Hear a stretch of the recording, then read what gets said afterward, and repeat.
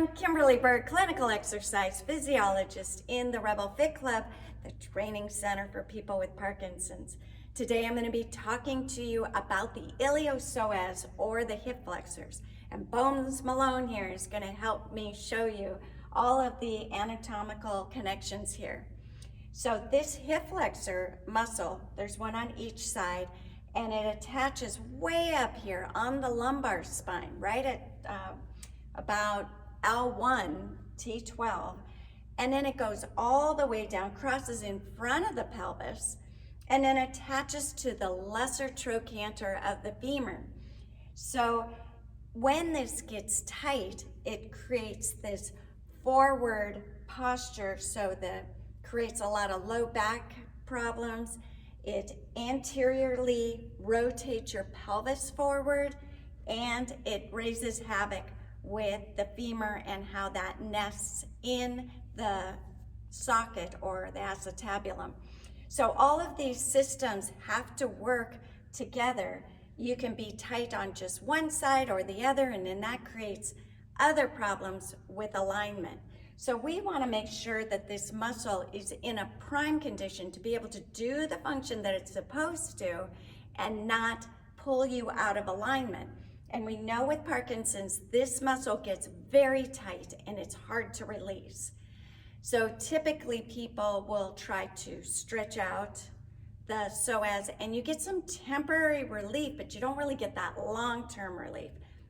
We do myofascial release, all sorts of different things, trying to get some relief from our low back pain or our leg pain. But what we need is a long-term fix. And if you look at where the psoas comes up to, here is where your diaphragm sits, and it innervates that diaphragm. And that diaphragm is just a little reminder, is that big muscle that ascends and descends when we breathe.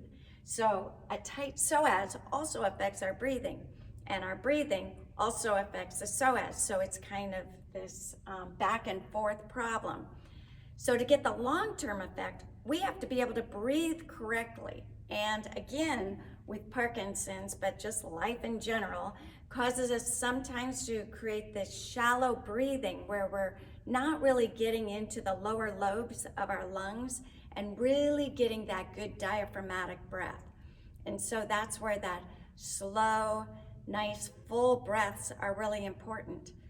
Now, we mostly focus on breathing in, but did you think of what if the problem is that we're not fully exhaling?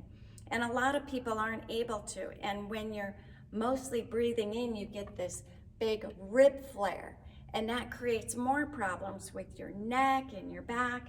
So we want to be able to fully exhale. And so in the videos that I've had done before, where we're using a TheraBand to get inhalation and exhalation, I've had you actually do a sigh at the end. So we breathe in through the nose, exhale through the nose, and at the end, sigh. So it would be. So I want you to practice this. We do this in posture school. I have both in-gym and virtual series of posture school. I'll include the links below to the virtual ones so that you can access these videos. When you're exhaling, you want to exhale enough so the ribs come in, and you can even do a little scoop to help you if that helps you get all the air out, and then breathe in. And then exhale. And really do that sigh at the end. Practice this. It takes some practice. It's not always intuitive. And if you need to use a straw to help you, it really helps, or a balloon. So that's just a little quick hit, a little anatomy lesson about how our breathing can actually help release the muscles that are causing us back pain. If you like this video, hit the subscribe button and give me a like. And go to my website, rebelfitclub.com, where you can check out the menu, go over to the blog sections, and see all these great videos that are complimentary to you to help you manage your Parkinson's. You can also go to my schedule and see all the great classes that we offer both in gym and virtually. They include our boxing boot camps, yoga, tai chi, stretching, dance, whatever you're looking for, I bet we have it. So you can also contact me, Kimberly, at rebelfitclub.com.